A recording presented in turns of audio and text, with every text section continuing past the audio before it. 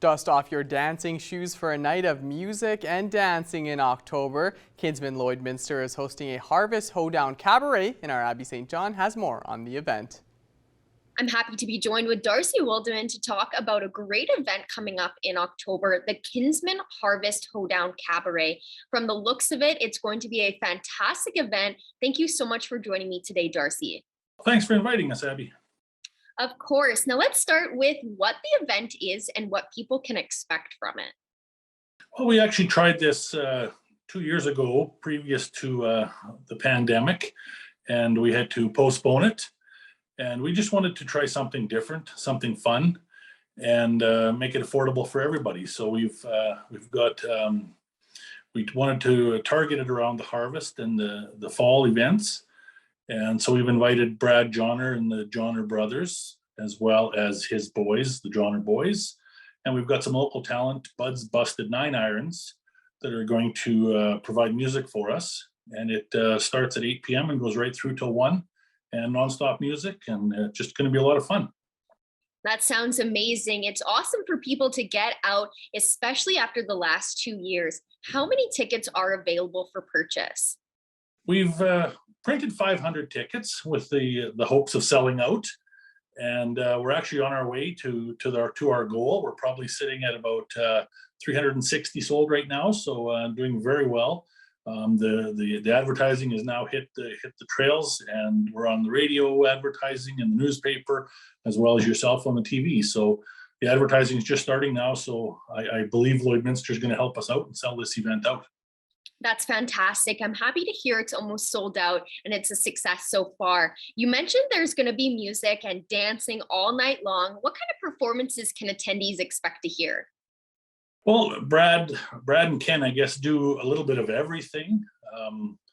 The boys, the Johnner boys as well, do a little bit of everything, touch into the older music, the older country, the more modern country. And Bud's Busted 9 Iron touching a little bit of everything as well, into even a little bit of the classic rock. And so it's music for all ages. And that's who we're targeting. We want everybody to be there. We want everybody to have fun. That sounds perfect. A little bit of everything for everyone to enjoy. Where can people find tickets? Great. Tickets can be purchased from any Kinsmen member, or give myself a call at 780-871-4818. Or they can also stop in at Matrix Accounting Office downtown, and Mark, one of our Kinsmen members, has tickets readily available there as well. And yeah, just reach out to us on our Facebook pages, the Kinsmen Hall or the Kinsmen Club, and we're sure to help you out and fix you up and get tickets to you, or make arrangements to have them picked up. That sounds great. For anyone who wants to attend the event, it's taking place on Saturday, October 15th at WLS Convention Center at the Lloyd X. Thank you so much for joining me today, Darcy. Thanks. I just want to make a note for our sponsors. Without our sponsors, it wouldn't be possible. Our presenting sponsors are Redhead Equipment and Young's Agri-Service, Novelin Brothers, and Tingley's Harvest Center. So they're our presenting sponsors, which is the agriculture dealers. And without them, this wouldn't be possible. So we're with their help, we're keeping the ticket price low and affordable for everybody. So here's Awesome. hoping we sell out.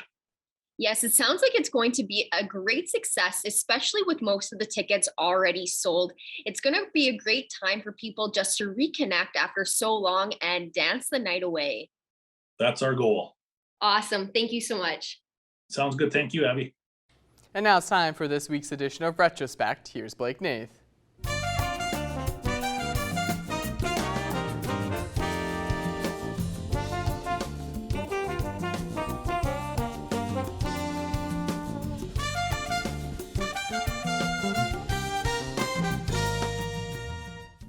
This week in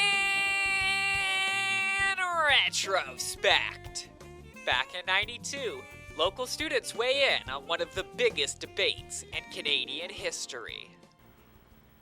The unity question that has baffled politicians for years is now being tackled by students. Students from 100 schools across Canada are now debating the constitutional proposal with the help of an unlikely source, Century 21 Real Estate of Canada. A company spokesman says the president developed an educational package for students to see the different sides of the unity battle. That in Canada, after 125 years, there's still a lot of dispute between cultures and languages. And he felt that the bottom root of that was that Canadians needed to develop the ability to be able to understand each other better. And that the best way to do that was teach young people today the techniques of conflict resolution. The Notre Dame School in Bonnyville decided to use the package. This grade 12 French class is debating the sovereignty issue and distinct society clause. And other students say they now think they understand the issues surrounding the Constitution. First you're on a yes side and then you're on a no side, and I think it's real difficult to make a decision on exactly what side I am on. Quebec will get their way and they'll separate from Canada, and then Canada will probably fall apart from it. A social studies teacher says the package does give students some tough issues to tackle, but he also says the text is flawed with errors in grammar and spelling, and he only used it after making his own modifications. Paul Monahan says the package is basically a good idea, it just may be expecting too much of students.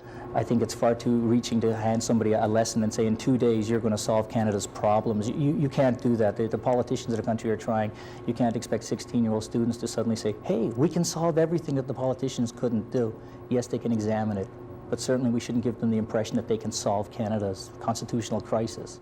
But the president of Century 21 does think student input could have an effect on the October referendum. Gary Charlwood supports a yes vote, and he's challenging students to write a prize-winning essay on how they think they could resolve the constitutional crisis. The winning essay will be given to Joe Clark. And just beat it. A record-breaking beat breaks ground in Blackfoot back in '97. It's certainly the biggest beat I've ever seen. Remember last year we told you about Doug Paul's 14.5-inch beat?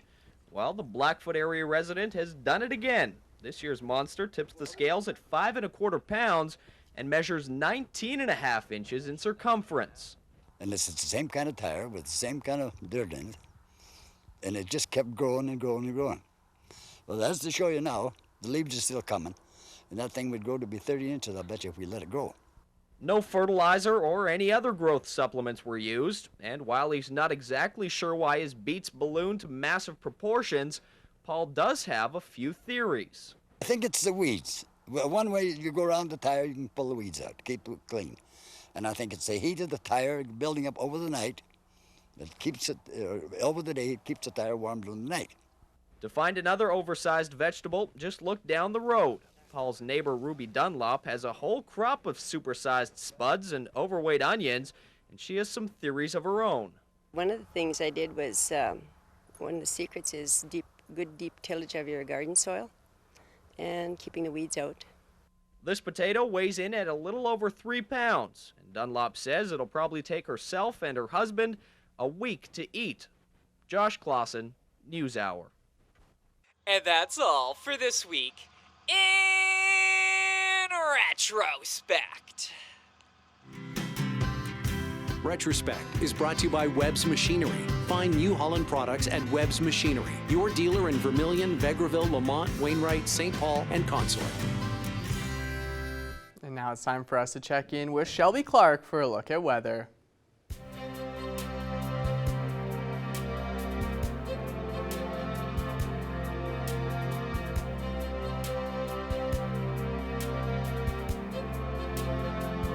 Thank you so much there, Mr. Jace Mackey. Yes, now taking a first look at your weather forecast here in the border city. We are just sitting at 21 and seeing a beautiful week already from the start. We are seeing a lot more sun peeking behind those clouds for today, and we're even going to be warming up later on through our week as well. So just be prepared, because we're going to be seeing some beautiful days here ahead that we weren't really expecting, especially after last week, but now we're seeing a warmer week for sure. Switching over to temperatures across the region for Alberta and Saskatchewan. On the Alberta Alberta side, most spots are seeing the same conditions as us here in the border city with that 21, 22 degree mark. 23 for Vermilion and Vegreville, as well as down in Provost, and then we got Wainwright and Edmonton just hitting that 24 mark. So definitely seeing some mid-20s in most spots across the region on our Alberta side especially. Going over to our Saskatchewan side, they are seeing not too bad of temperatures as well. Up in Isle La Crosse, they're probably seeing the coolest condition compared with that 19. Then we start to warm up from there as you go a little bit lower. 20 for Green Lake, while there's 21 degrees for Pearson, Meadow Lake, and St. Walburg. Then we're seeing that 22 over in North Battleford, and Macklin and Maidstone are just seeing 23. So definitely seeing some nice warm temperatures for across the region in most spots. North Battleford will be going down to a low of 7 for their evening low temperature. Seeing some clouds in sight. They'll also be seeing that single digit. We are going to be seeing that for a while, but at least we're not seeing those minus marks just yet, so no complaints. Then North Battleford will be expecting that 24 tomorrow with a mixture of some sun and clouds, so even warming up from what they are sitting at that 22. Cold Lake will be going down to a low of 8, so even seeing a warmer evening low temperature compared and seeing a couple clouds in sight. Meanwhile, they will be seeing 22 tomorrow and catching a little bit more sun peeking behind those clouds throughout the day.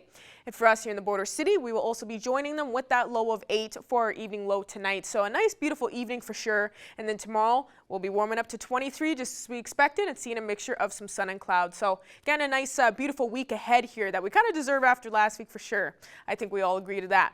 And ending off with taking a look at one of your beautiful weather photo submissions. You can submit some nice weather photos throughout the week. I will use them. This one is from our dear Heather Clagus. Thank you for this gorgeous shot. You can catch seeing these at Bud Miller Park once you take a stroll. So make sure to get out there and enjoy this nice weather like Heather is. And that's all I have for now. We'll have more coming up after the break.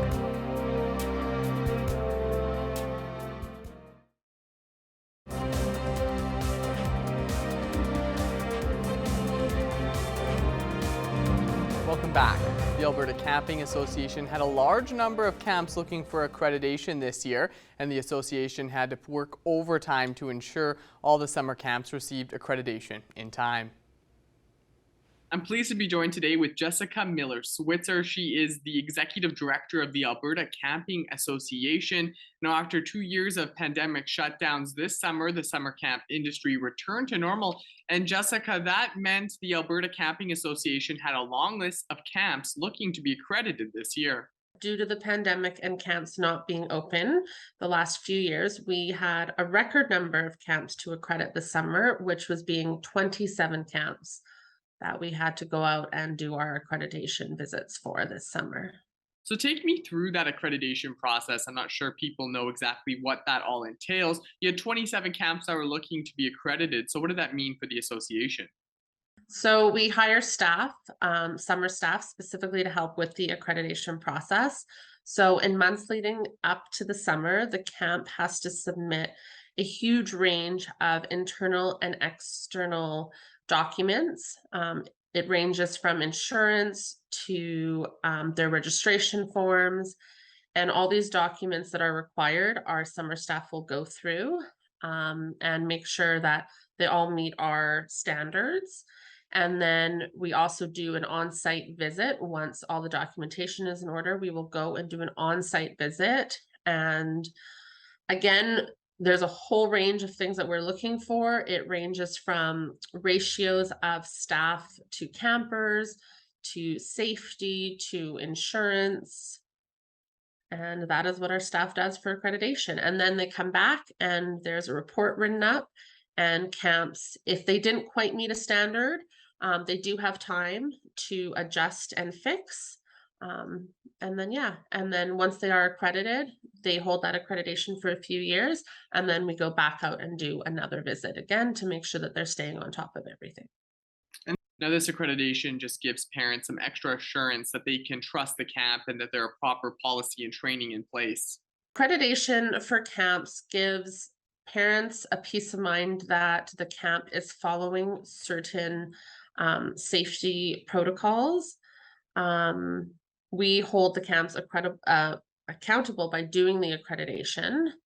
It is not mandatory. Camps volunteer for it. And also, I forgot to mention that certain training has been provided. So the staff of the camp have certain training for safety, for programming, and stuff like that.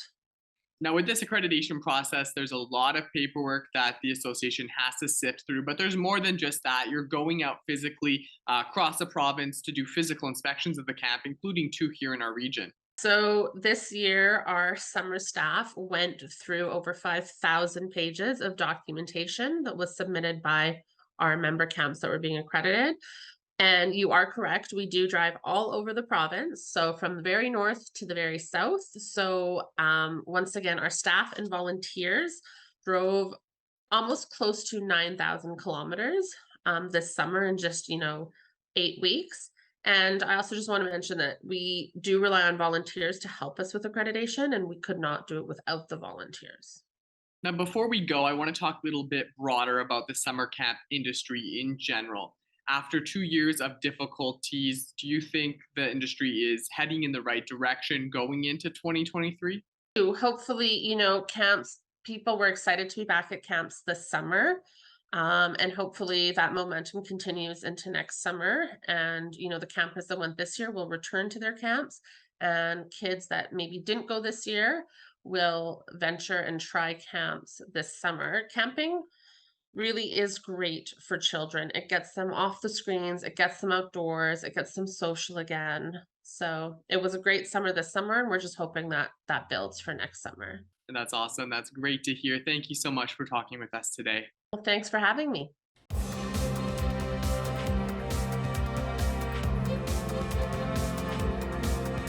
It was a busy weekend for the Lakeland Rustlers soccer team as both the women's and men's program suffered a 0 loss to the Nate Ooks on the road this past Saturday. As well, the Rustlers had to put that behind them as they returned home the next day to take on the Concordia Thunder. Our Adil Ahmed takes us through some of the highlights.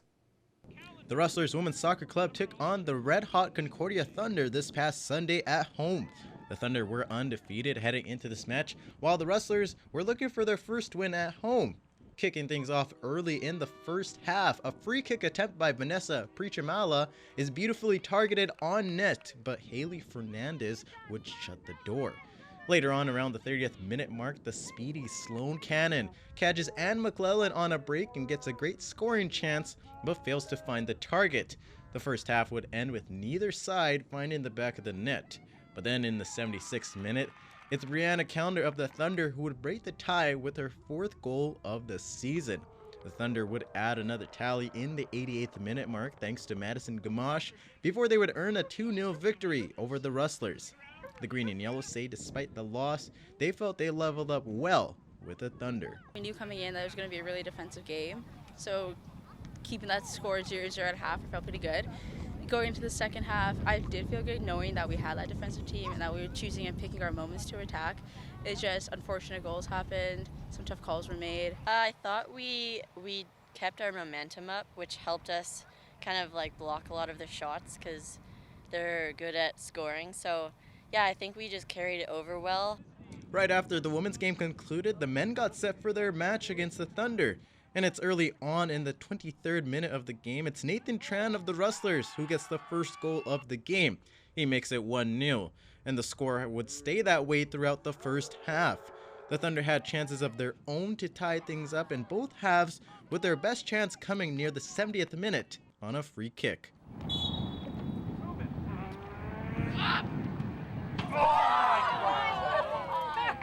As a result, the men will ultimately shut the Thunder down and win this match 1-0 and move up the ladder to a 4-1-1 record heading into next weekend. Although it was a hard-fought win, the men felt they could have performed better. We could have been better at finishing chances, but we stuck with the goal we got at least, and we pressed high. Our energy came throughout the second half. I just think we got to finish our chances more. Much harder game, so underperformed a little bit, but we came out with a win. That's the important part, 3 points, so can't complain too much. And if you missed out on Sunday's game, you can catch both the men's and women's program play at home this Saturday against the King's University Eagles.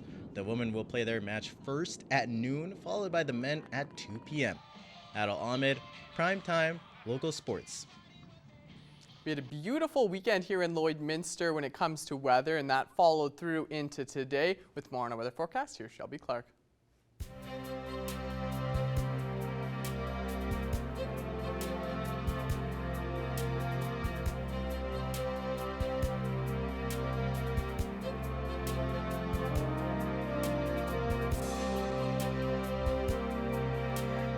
so much, Jace. Yes, now taking another look at your weather forecast, we will be taking an extended look, starting off with our central zone here of Alberta and Saskatchewan. And on the Alberta side, we are still seeing some nice warm temperatures, definitely compared to where we left off last week. We have warmed up quite a bit. Like you're saying, we saw a beautiful weekend here in the border city, and it seems like everywhere else did too in our surrounding area. And over on this end, they are seeing most spots are just at 23 degrees. We're seeing 24 for Rocky Mountain House and Red Deer, and Edmonton is just at 25, while Cold Lake is just sitting at 21. So matching with us here in the border city, seeing some nice beautiful conditions over on Alberta side.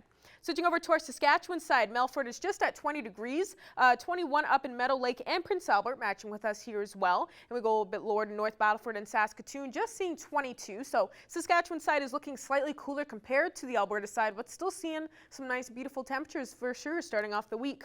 Going over to our northern zone now, they are still seeing slightly warm temperatures compared to what they were seeing last week for sure. Most spots are still in those mid-teens with that 14 to 16 degrees in most areas. 13 for Union City and Wollaston Lake at that 11 degree mark. So those spots are seeing slightly cooler conditions. Meanwhile, down in La Ronge, they're just under that 20 degrees. So they have slightly warmed up from last week for sure, but some spots still seem like they're struggling just a bit. But we're going back over to our Alberta side for here in our northern zone, and they have warmed up like us in the central area. Peace River and Grand Prairie, especially with that 22 and 23, not looking too bad. 19, 18 for Fort McMurray, Slave Lake, and High Level, and 16 up in Fort Chipewyan. So still looking quite warm over on this end. Meanwhile, Fort Chipewyan is looking slightly cooler compared to the rest.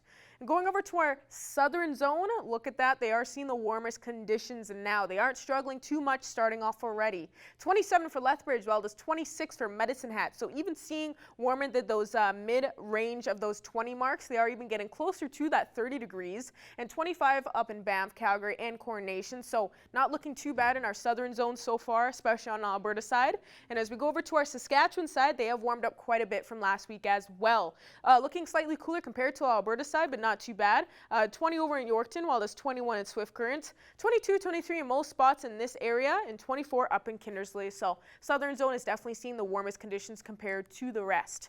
But now going back across the region, seeing what we will expect throughout our evening and throughout the night, we're going to be seeing too bad of temperatures, because although we will be seeing those single digits, there's getting closer to those double digits with that low of 10. So most spots we'll be seeing that low of 7 to 9 degrees, which isn't too bad, especially as we are in the fall season, heading into winter pretty soon here. So I'm sure we all prefer this, compared to those minus marks. Hopefully we're not going to be seeing that too yet. And the low of 5 and 6 that Meadow Lake and Paradise Hill will be expecting tonight, and Meernam will be seeing the warmest condition tonight with a low of 12. So not looking too cold tonight for most spots, and no complaints. I think we're all pretty grateful. And ending off with a look at our 3-day forecast for here in the border city, seeing that 23 tomorrow with a mixture of some sun and cloud, 28 Wednesday, so even closer to that 30 mark on Wednesday. Surprisingly, even almost seeing that 30 degrees in the middle of the week. We wouldn't really expect this with the fall season, but let's hopefully we get more of these days as we head through October. And then we will be seeing that 24 on Thursday with a mixture of some sun and clouds. So like I was saying, get ready. We're seeing a beautiful week here in the border city. That's all I have for now. Our Jace Mackey will have more news coming up after the break.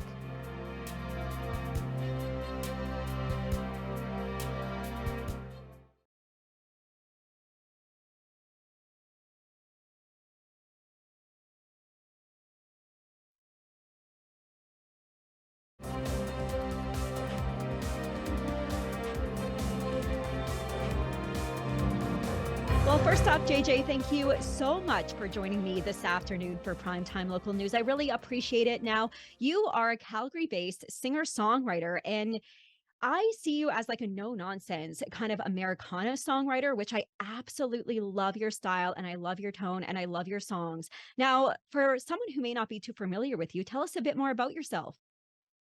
Yeah, I'm from Calgary. I'm a singer-songwriter, and I kind of make my goal. I've always kind of made my goal to try and write great songs above anything else. And so that's always been my number one thing. I'm not too worried sometimes about how the production turns out, if it turns out one way or another. I just like having fun creating music, and so I've been really, trying to make the focus on having fun and writing great stuff. Well, you definitely do that. And I've loved all your music since I got to know you back in 2017. So it's been a while since we have chatted, of course. So we are at the end of summer. We're now in fall. Tell us a bit about your summer. What'd you get up to? Well, you know, it was a busy summer of shows. There was lots of driving around Western Canada for me. We were I have a 5-month-old baby at home, and so there was me, my wife, and my and our baby and our dog climbed into the van, and we went. I went and played shows around Western Canada. So it That ended up sounds being like quite, exciting. yeah, it ended up being quite an adventurous time, and not always the easiest thing to do, but we had some fun, and definitely something that we'll forever remember. And so I always love being around Western Canada in the summer, and playing shows and going and seeing so many people that I've been able to develop great friendships with. So it was a good summer for me, that's for sure. That's great. Are there any memorable moments in particular? Well, there we did a tour with a close friend of mine named Michael Bernard Fitzgerald, and he set up this really cool tour where we he basically had a tent, and he would go from farm to farm to farm all across Canada. He ended up going. I only joined him for Western Canada, but it was like a really unique experience for to be able to hear music that way. Like you were sitting in a situation where it was an intimate crowd, and you're in the middle of nowhere underneath the stars, and it was something that I'll remember, because like I basically Michael would play, and I'd just be able to stand out there and look up the stars and listen to him play, and behind everybody. So it was a very, very cool experience. Now we got to talk about the JJ Shiplet Public Library and Record Club. It is coming soon. So tell us a bit about that. Yeah, so as I've been working through what the future is going to look like, and what it looks like for me as an artist, so many artists these days are questioning what it is they're doing, and how to make it happen, and how to make it like a plausible lifestyle. And so I decided on a few different things that I wanted to do, and so I wanted to create the JJ Shiplet Public Library, which is just it's a glorified website, is all it really is. The idea behind it is, but it's just a place where you can actually just go, like, I want to listen to a JJ Shiplet song, I can go to this spot and I can listen to one here. I want to watch a video of his, I know that I can go to this spot and watch it. And so it's kind of just a public spot for everybody to, if you want to hear or listen to anything that I'm doing. Then the record club is a little bit different. It's a little bit it's more of an evolved fan club idea, where and that's coming soon, where people can actually have access to me as an artist, and I can communicate directly with them. Getting rid of any other sort of in between product or social media thing, just if people are actually wanting to support me as an artist. And so that's kind of the idea, and that's coming soon. We'll be launching that right away here. That sounds really cool. And I love how you want to be so interactive with your fans and be a part of their experience with your music. I absolutely love that. Now, before we talk about your latest single that came out earlier this month, we got to talk about what's next for you. What is coming up this fall and winter? Well, I've got some shows coming up that I'm gearing up for. We're getting ready to announce a tour, so I'm very excited about that also. I'm work right now. I'm actually coming from the studio working on a Christmas song. I love Christmas music, so I'm going to really look Yeah, forward to this for sure. yeah. There's going to be a Christmas song this year, and so it's just weird to be doing Christmas songs in September. It doesn't really feel like it yet. So yeah, I've got there's a lot going on. There's a lot of plans, and we have to release new music, Christmas song, and some touring, and so it's all kind of in the works now that we're back off the road from the summer. Well, A Different Kind of Light, it came out on September 9th, and I love the song so much. I just love it when you say, I will carry you with me, a different kind of light. You repeat that line, and it's so soft and so subtle. But then at the chorus, you just burst with this sound, and my heart just drops and my stomach drops, and it's just so magical. So tell us about, where did A Different Kind of Light come from? There's a couple little stories about how the song came about, and one of them I've been telling live as I've been playing shows, and so I'll keep that, so people have to come watch me, come watch the show live in order to hear that side of it. But my idea was basically that, like, I was in a conversation with a friend, and we were talking. He was talking to me about how we are all beings of light, and I kind of got thinking about it and lost in it when I started to think about how if we are all beings of light, each one of us when we communicate, when we interact with each other, we share that. Those lights become contagious, and not contagious in a bad way, like we've been programmed for the past couple of years to really understand it, but contagious in like a positive way, that we're better off when we're around the people that we love, and we are able to give them some of our light, and they're able to give us some of their light, and then we carry that force when, wherever we go. Definitely. And there is almost that saying where they say that when you light someone's fire, you don't lose your own, you just become brighter. And that is exactly what I Exactly. got out of this song. And it is gorgeous. Well, JJ, thank you so much for joining me today. Is there anything else you want to mention or talk about? No, thank you for having me on, Sarah. Appreciate it. Nice to see you again. Thanks. It was great to see you too.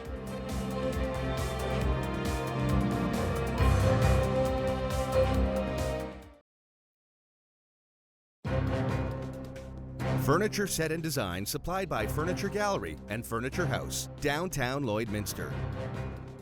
Lorna, thank you so much for being here to talk about your book, Good Morning Sunshine.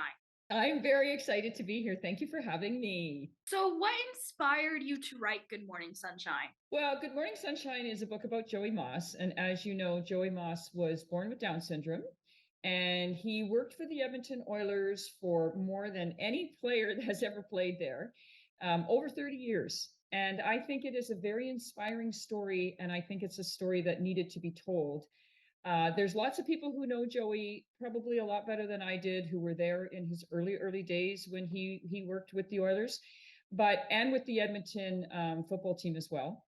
But I'm a writer, and I thought that I could be the one and be the vehicle that could share this story with the world about somebody who was born with Down syndrome, who was very, very active in their community.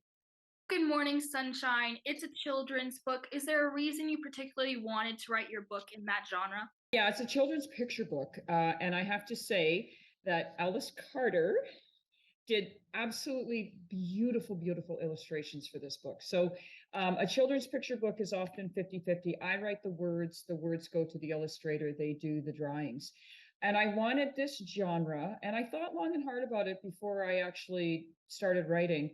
I think that the earlier that we can share with children that everybody in the whole world matters, I think that that's important. So this book, can go to kids who are 4 to 6 years of age. Parents can read the story to them, and then maybe it can open up some questions about, what is Down syndrome? And then there can be a explanation there, and so that we all look at everybody in the world, and we can say like we need diversity. We need all kinds of different people in the world.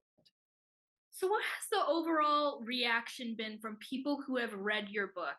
So far, it's been good, and I'm very happy about that. It is called Good Morning Sunshine, so it is a book about a positive role model. It's about somebody who made people smile, and the beginning title, the working title, was actually Making People Smile. And then it got changed to Good Morning Sunshine, because that's something that Joey said to the players when they would walk in. He always said, "Hey, good morning, sunshine." And he even had a Good Morning Sunshine mug. So I think that so far the reaction has been positive, and I think that's because it is a positive story. So out of everyone, why Joey Moss? I believe in story, and I think that this story was just meant to be told. The whole story behind him being in a family of 13, number one, 13 children. That is so big. Like, to me, I just go, wow, I can't even imagine that. I have 3 children, 13 children, and there was no multiple births. And in the beginning of his life, they were a traveling roadshow. Like, they were a traveling band that went around the province of Alberta. And I still look at that and I think, wow, like, what a family. Like, what a family to be able to do that. And everybody was instrumental, and they played the saxophone, and they had all these things. And Joey was given a tambourine at the age of 3 and put on the stage. So I just really felt that the story had so much depth, and that and then all of his work with the Oilers and all of his work with the football club. I think that that's really important. And I just felt that it was such a beautiful story, and it had so much, as I said, so much depth to it. What do you think the importance is of expressing Canadian stories like this? I think Canadian stories are really important. And interestingly enough, it's published by an American publishing house. They picked it up. They're the ones who wanted it because it was such an interesting story. And I just look at that and I think, wow, like we have this Canadian story that is going to go out there. And the beauty of books for me, like I love books. I mean, obviously I'm a writer, so I love books. But I love books because 10 years from now, this hardcover book can still be on a shelf in a library and somebody can read about Joey Moss, this Canadian, and I don't want to say hero, but he kind of is a bit of a hero or a bit of a character, this Canadian person who meant so much to so many people. And of course, this is a very much local story for you, as you yourself come from Edmonton, and Joey Moss is related with the Edmonton Oilers. So I'm pretty excited that I was able to add that local flair to it. And I've written other books that have characters that were born with Down syndrome as well. So I've actually got to meet a lot of the people from the Edmonton Down Syndrome Society, and I met them well before I decided to do this book. So I'm very honored to be able to share this book and know that this book is there for them as well. So that's really exciting. And, Joey opened up a literacy foundation a couple of years back. And, part of my royalties will go towards that because I believe in giving back. And for me, that's probably the biggest place for me to give back is to the literacy for children that are born with Down syndrome. Well, thank you again so much for being with me and talking with me today. Thank you so much. Well, that does it for our first hour of Primetime Local News. Thank you all for joining us. And if you missed anything, you can stick around. Our second hour continues next.